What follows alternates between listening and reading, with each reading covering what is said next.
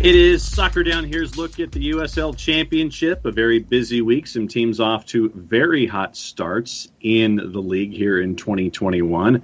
And some big news that's come up from both coasts when it comes to life in the USL Championship. First and foremost, as Jason and I will take you through everything that is going on in the league, preview the weekend that is coming up. One of those hot teams that we'll get into when it comes to the power rankings, the Tampa Bay Rowdies.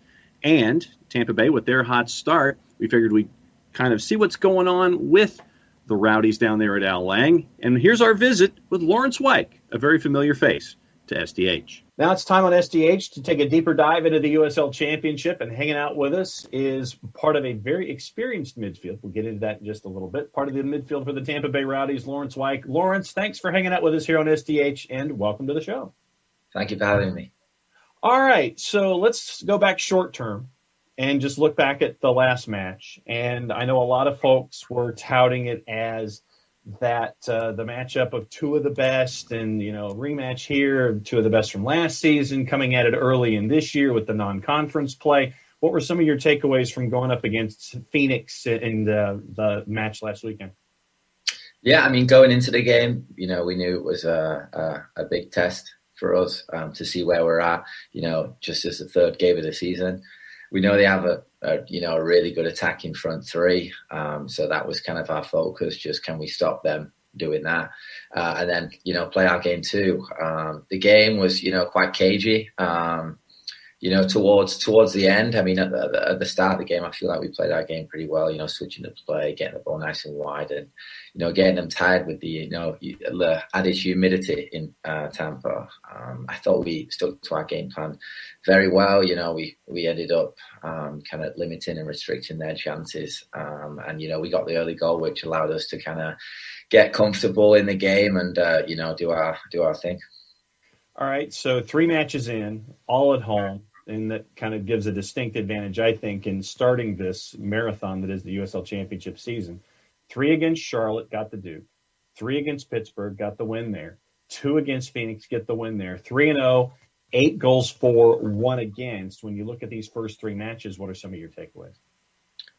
I think that it's obviously a very good start to the year. Like you said, we are playing at Al Lang Stadium. We are playing at our home stadium. It's something that we're very familiar with and comfortable with.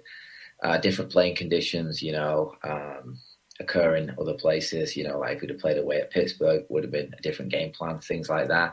So it is, that consistency definitely is helping us right now build momentum. And yeah, it should be an interesting year, with the 8 goals that we've already scored. I think, we've even got more to give defensively. I mean, the question that Neil asked us is, last year, I think the team conceded, I think it was low double digits or even say high single digits in a season. So I think our goal this year is defensively, to beat that, to concede even less goals and score even more goals. So we have kind of these statistics that we look at, and kind of if we stick by the numbers, the results come. So, I mean, that's all we're trying to do right now. We're trying to build on kind of, touch in the opposition box, and I think these things that we look at, which, give us a better, larger picture and, get us results. What's it been like for you coming into this organization? Because a lot of folks in the footprint remember you being with Atlanta United, the Atlanta United organization. Now you're there in Tampa. What's it been like for you to integrate into this very experienced bunch? It's been amazing. Yeah. I mean, I've really enjoyed my time in Atlanta, and I learned so much, and that's honestly come out a little bit now because last year, I only played 7 games for the first team, and, I was grinding, learning with the first team, in training and stuff like that. But then, yeah, coming here now I've got the opportunity to play and start in, the first 3 games. So I'm, very excited to see where it goes, and, it helps having, veterans around me, like Forrest Lasso behind me, Gwenzati ahead of me, so I've got all these, big time guys around me, to help, because I'm still young. I'm only in my 3rd year, so I'm still looking to learn here and, get valuable minutes on the field, with these guys that have experienced an awful lot. So I'm just excited to keep going, with this fantastic team. And, you may ask me questions, in later on in the show, but I mean, the togetherness from this team and, just the team chemistry and everything is something that I've not really seen before. It's amazing. It brings me back a little bit to my college days at Furman, but everyone's just in it for the right reason. Everyone really wants to help one another and go out of the way to do that. So I'm loving it right now, and everyone's welcoming me with open arms. So then let's get into the midfield group here a little bit, because it is an experienced group. For those that follow the USL Championship, you're looking at guys like, and just in the roster sense, it's Lewis Hilton, it's Jan Acker, it's Zach Steinberg, who's been in multiple leagues. It's Leo Fernandez, a veteran, Jordan Doherty, Dalgard, Cervelli, Luis Fernando. There's a lot of veteran influence there. There are a lot of different guys with a lot of different approaches that you can learn from there in Tampa. 100%, yeah. I mean, when I was playing for the Atlanta United Twos, and then on the first team, my second year, I saw, Lewis Hilton playing in the US Open Cup, and, he was doing things against MLS teams, great set piece taker. Leo Fernandez, I admire what he can do 1v1 on the wing. And yeah, we've got so much depth, This is a little bit of a new position for me as a, box-to-box midfielder, but I have so many guys around me, helping me, telling me different things. And just when you look at the bench too, I mean, you just got experience on the bench too, and guys that, if they weren't at Tampa, any other USL team, they'd be, stars and, big players for. And I'm sure, at some point in the year, there'll be big players for us too. What's been the biggest adjustment turning into a box-to-box midfielder for you? Is it mental? Is it what's the biggest adjustment for you there? The biggest adjustment for me is receiving the ball when I'm not facing forwards, definitely. Because as a centre-back in Atlanta, with various managers under Stephen Glass, and Frank de Boer, that, when I had the ball, I received it, sideways, facing forwards, and, I picked my passes. That was kind of my forte, and what a lot of fans remembered me for, my passing range. So now it's improving my short game and being comfortable under pressure and turning out of pressure, and actually driving forward and getting forwards now. So I've enjoyed that. I've always, when I was younger, at Manchester United and previous clubs I've been at in college, I was good at getting forward, and that's something that at Atlanta, I wasn't able to show. So I'm really enjoying that now, showing that in my engine. What's it like learning from Coach Collins? It's amazing. Yeah, I had, I spoke to Neil about this. I had, Stephen Glass as my first professional head coach who's Scottish, so I got a little bit of a taste, of what I'd be in for. But he's awesome. I mean, he holds me accountable at all times. And he pushes me all the time, on the field. He's just trying to make me as good as I can be. And, I've really appreciated the trust that he's instilled in me, to start me right off the bat. And, he has big plans for me in this team from what we've talked about. And, I just enjoy, that opportunity that he's given me. Laurence Wyke, Tampa Bay Rowdies, hanging out with us here on Soccer Down Here as our in-depth look at the USL Championship continues this week, stopping in Tampa. Yeah, go ahead. There you go. Get the tea. Is it hot? Oh, it's nice. Very nice. Yorkshire. Okay. So what's in it? What is it? Is it straight up Yorkshire? What's in it? Yeah, it's just Yorkshire tea. It's just black tea from where I come from. Back home in Bolton, England, normally when my family comes over, they bring a couple boxes in the suitcase because it's hard to buy over here and it's expensive in Publix.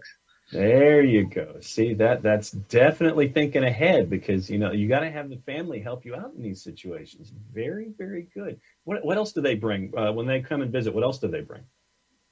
They normally bring sweets and chocolate, because America doesn't really do chocolate too well. Cadburys, I really enjoy the Cadburys cream eggs that they have in England, actually. I've not managed to get my hands on some in the US. So whenever they come over, they bring a little stash for me, and it's good. All right. Now, do you share with the teammates with the tea and with the sweets, or do you kind of keep them to yourself, put them in the freezer, and not tell anybody that they're there? Well, I've actually got so many boxes of tea, so I do share them. In Atlanta, it was funny. Mo Adams used to come down to my apartment, in the afternoon, humming around. And, normally, as soon as that kettle was getting warm, he was like, "Oh, could you pour us one, please?" I was like, "No problem, mate." So, yeah, a lot of the boys, have got into tea and that. I mean, obviously, Mo being from England, he enjoys a little bit of tea too. All right, so then who's doing this right now for Tampa? Who's ducking into your place and taking your tea? I mean, who are we talking about here? The door's been locked so far, but I'm sure the boys will get on it soon. Normally we have coffee at the training ground, so they're pretty okay with that. But I'll definitely have to show them my little tea collection soon. There you go. When it comes to Coach Collins, getting back to Coach here for a second, in the limited time that you've been there in Tampa, what was the first lesson that he gave to you that stuck about your change and how things are this season? Has there been one thing that's really resonated with you so far? Yeah, massively. It wasn't necessarily from Coach Collins directly, but it was a factor of his culture that he's created. So when I scored my first goal against Inter Miami, which was a game winner, I just, out of excitement, I kind of just like ran around celebrating, and some of the boys said, "Hey, Laurence, come over here, because as a team, Tampa Bay, they like to celebrate as a team. Everything's done as a team. We walk out the tunnel as a team. We do everything as a team, and that scares a lot of teams because, everyone's, some teams don't really have that culture and it's kind of individualistic. So when they see that, it scares them. So yeah, that's something I massively learned, that, it's about the team. And if we instill our trust in others and kind of work in that direction, then we'll be unstoppable. When you're going against teammates in practice, who's the toughest guy to go against that you've had to either have a one-on-one matchup or have to think and process around in 3 dimensions? Who's the toughest guy that you've had to face in practice, and why? Probably Jordan Scarlett, to be honest. I don't think I've seen many players with his dedication to training and games and everything. He is always so up for training, so into it. And I mean, if you've seen him play, he's a very aggressive defender, and he brings that to training. He doesn't care. So yeah, definitely if I get close to him, I think I'm passing the ball before he gets close to me and saving my ankles for the game, But yeah, credit to him. When you look at yet another matchup this weekend to start things off at home, it's the end of the homestand before you finally hit the road this year. It's against the Miami FC. I don't know how much tape you've had to watch or how much discussions you've had going up against a very veteran team that's been organized in that way. So you have 2 teams that are somewhat veteran in nature with the older players that are a part of it. What's the early scouting report? What are the early lessons so far heading into this matchup against the Miami FC this weekend at Al Lang? Yeah, I mean, we've just watched some video today. We kind of break it up into unit work. So we'll look at the midfielders and see what they like to do player for player. Obviously, they have a couple of players in the midfield that are very good at winning duels. They like to sit back kind of in a flat line. So we'll have to play around them a little bit and play side to side. I mean, that's normally how USL teams come to play at Al Lang. They know that we want the ball and we want to play, so they normally like to sit in and catch us on the counter. Obviously, they've got some very experienced players at the back. Paco Craig, I think I played against him my first year, very good defender. And yeah, a well-managed team, so it should be interesting. But based on, the footage that we've looked at, we know what we need to do. And if we do the job and collectively do our jobs as a team, then I think that will be in a good position. Things are a little different this year in USL Championship. Divisions have been kind of jumbled up a little bit from traditional matchups that we're used to seeing. This year for Tampa, it's you, Hartford, Miami, Red Bulls 2, and then you've got Charlotte, Charleston, Pittsburgh, and Loudoun. When you look at that group and the challenges that the Atlantic has this year, what sticks out in your mind?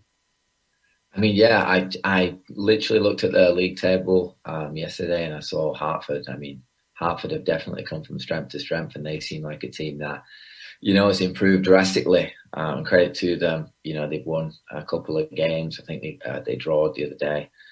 So they're definitely a team that we're looking out for. Obviously, the Miami FC, they've always been a very strong team and had a very good roster. So there's someone that sticks out. I mean, even with, Pittsburgh and teams like that, I mean, Pittsburgh, we never thought we'd beat them 3-0, but that if we stick to our, the way we play and the way we are as a team, things like that can happen.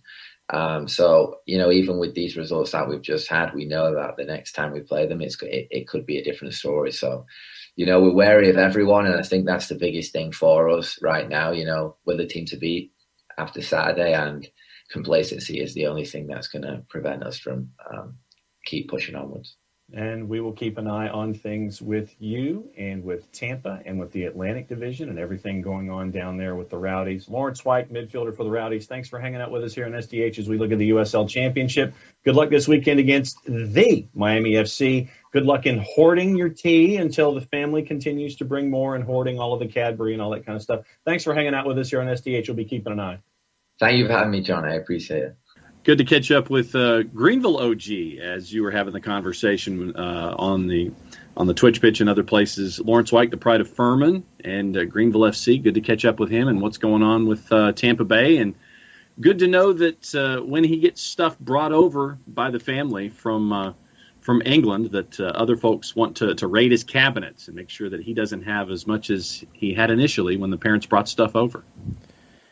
Yeah, we had some folks on the Twitch pitch, Danny DDT, watching, said, yeah, that's legit, the Yorkshire Tea. That is absolutely legit. Also gave some shouts to Lawrence's time in Manchester United's academy before making the jump over to the States at the university level. I'm sure that Laurence is definitely bullish on Manchester United's chances in the Europa League final. You can tweet at him at Laurence Wyke. On Twitter. He's actually very engaged on Twitter and Instagram. It's Laurence Wyke with a U in both places, and he will answer your questions. Laurence is a good dude. I'm really happy for him making it work down in Tampa Bay. It just didn't quite work out here in Atlanta with the first team, but he's going to get a chance to play a lot in Tampa Bay, and that's what he needs as a young player breaking through. He needs games. He needs minutes. That's the right fit for him right now. And I think he gives them a different look because he can play that physical style that Tampa Bay is known for. He's got a great right foot. He can hit the long ball that is needed, the big switch. But he's also, got some technique and he can play. And Tampa Bay has some players who can play. I think they're a team that can kind of show different things depending on where they're playing and who they're playing. The Rowdies, in my mind, are the most complete team in the USL Championship, and in the power rankings from USLChampionship.com, they're number one, and they deserved to be coming into the week. FC Tulsa was number 2. They won't be number 2 next week. No, they will not. And you had 3 of the top 4 teams had no blemishes on their records coming into this week. It was Tampa and FC Tulsa at 1 and 2, El Paso Locomotive at number 3. And it's going to be one of the games that is going to be big this upcoming weekend with Rio Grande Valley. And RGV was the other undefeated right there at number 4. Phoenix, with their loss to Tampa, they dropped down to number 5. Lou City, we know what Lou City brings to the table. San Diego Loyal comes across in one of those cross-conference games, one of those at-larges, I guess, for lack of a better word. That's this week there at 6. Sacramento Republic at 2-0. They're at number 7. New Mexico United at number 8. 1-1-1 across the board. Indy 11 at 1-1. San Antonio FC wraps out your top 10 at 1-1-1 as well. And they got their first loss of the season. It was to a rival, so that's how they end up dropping to number 10. That's your number 10 in the power rankings. The game I'll be watching this weekend is El Paso and Rio Grande Valley. Be checking in on that one. El Paso will be missing Logan Ketterer, who is on loan with the Portland Timbers right now. He was excellent in his first game, had a big penalty save. He's probably going to get another opportunity with Portland. So El Paso will have to turn to their depth at goalkeeper, which isn't ideal as you're getting ready to host Rio Grande Valley. And RGV picked up a player that I thought might have a breakthrough in MLS. He hasn't yet. Sporting Kansas City let him go. Juan Kuzain. Really technical central midfielder that I've always liked. RGV is a good spot for him. Wilmer Cabrera is a good manager for him to take that next step. I think one of the big questions for next week, and maybe we'll get a better sense of it after Sunday when Atlanta United 2 is back in action against Memphis, is how far does Tulsa fall in the power rankings after their honestly shocking loss based off what they had done in their first 3 games? And how far does Atlanta United 2 rise after one win and a game against Memphis where I think Atlanta United 2 goes in as the favorite in that match? Yeah, and you look at the rest of the folks here in the footprint. Birmingham is at number 12 coming into this weekend in power rankings at 1-1-1. They're at San Antonio. And Legion at Legion turned out to be a rousing success for Birmingham in their game against Memphis 9-1. Over 10,000 people showed up in Birmingham for Legion at Legion. Great support for the soccer community showing up in force at Legion Field with over 10,000 for that Birmingham game. The Miami FC currently at 13 coming in. They're at Tampa Bay in week 5. You're also looking at Charlotte, who's a part of the footprint. They're at 17. Charleston, obviously in Tampa's division, since we had Laurence Wyke on just a second ago, they're at 18, down 5, flatten their home opener, losing 3-0 to Charlotte. And then you're looking at Memphis right now at 23, Atlanta United 2 at 25. Loudon, it's a part of our discussions at 28, OKC Energy at 29, Sporting Kansas City 2. They're at number 30 out of the 31 teams. So that's just a look at the footprint when it comes to how things are here in the Southeast when it comes to USL Championship and the power rankings coming into this weekend. A couple of other pieces of news around the USL Championship. Oakland Roots surprised everybody when they made a coaching change right on the eve of their first USL Championship season, but they have made a decision to how they'll handle the coaching search and how they'll handle the 2021 season. And it's going to be the technical director continuing to do what he's been doing. He was the interim, and so now he's just going to continue to be on the touchline for the season.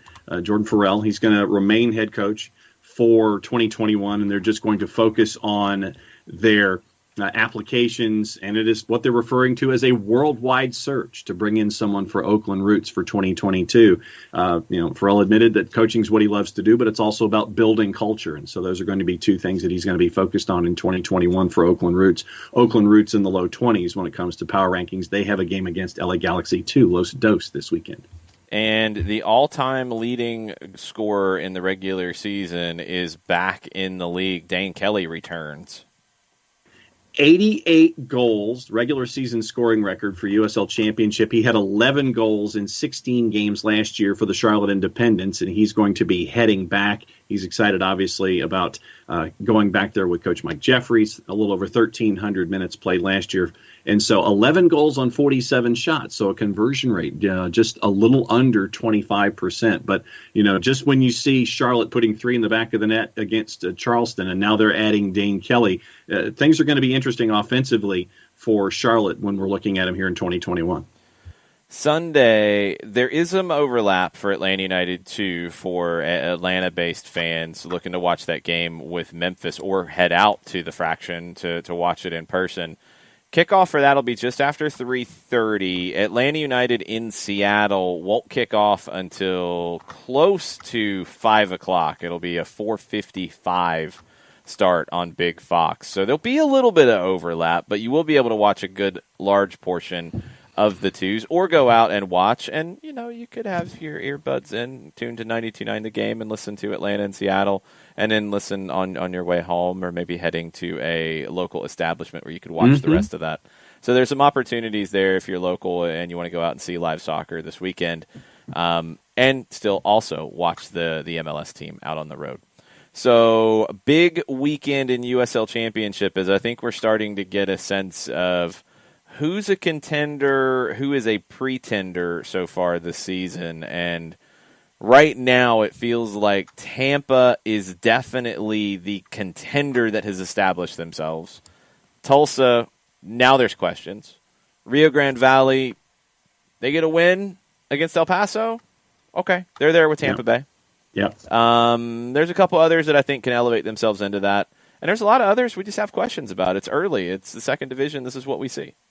And, you're looking at match 3, match 4, here early in the footprint. But I think you're right on there. When you look at 3 versus 4, you're looking at RGV and El Paso. That's definitely one that folks should circle if they are looking for things to pay attention to in the USL Championship. That one right there should be top of the list when it comes to this weekend for two teams right there, top of the power rankings. El Paso, remember, they only had a draw in that first match. Rio Grande Valley, 3 wins on the spin, and they've been making a big climb in power rankings. But 3 and 4 could be an early statement for things out there in the Mountain Time Zone. One other signing that has popped up today on Thursday that is another all-time leading scorer in league history, 5th all-time. Kyle Gregg, who was formerly with St. Louis, is going to Lou City. 57 regular season goals.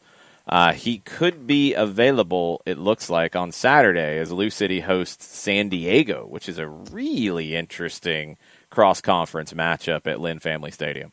Yeah, when they asked Danny Cruz about the signing, Cruz said, from a mentality and character standpoint, Kyle fits everything we're looking for at Louisville City. An ability to put the opponent under pressure and excels in the air from a set-piece standpoint. Experience and work rate are also important traits. Looking forward to seeing how he integrates with our club, end quote.